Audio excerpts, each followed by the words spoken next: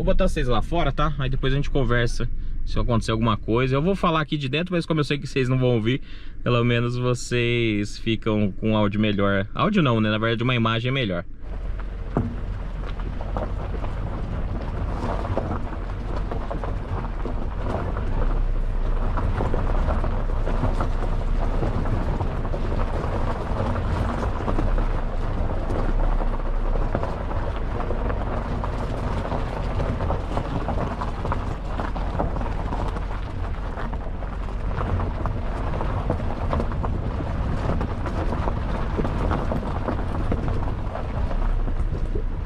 Bom, a primeira etapa de caixa de ovos foi super tranquila.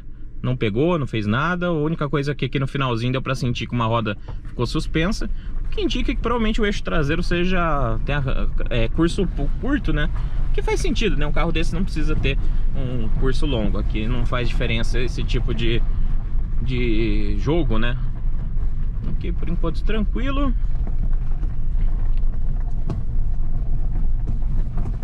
Os matinhos. Vou pôr vocês lá fora de novo.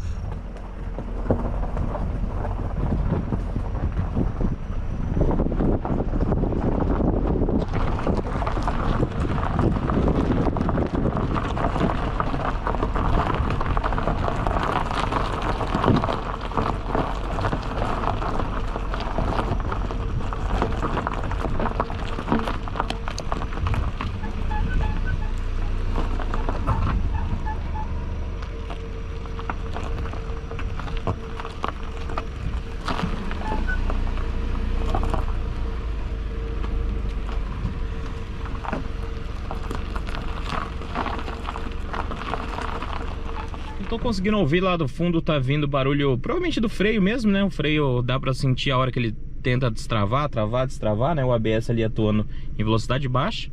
Lá na frente, pessoal, tá bem feio, viu? Eu realmente vou ter que ver como que eu vou fazer. Vou tentar botar, acho que vocês lá fora, eu acho que vocês vão agregar mais do que aqui. Eu vou colocar no linear. Não sei se adianta eu pôr no linear, mas não, vou deixar assim, qualquer coisa eu dou zoom no vídeo, vai. E aí, gostou desse corte? Pois bem, tem uma avaliação completa desse carro lá no canal principal.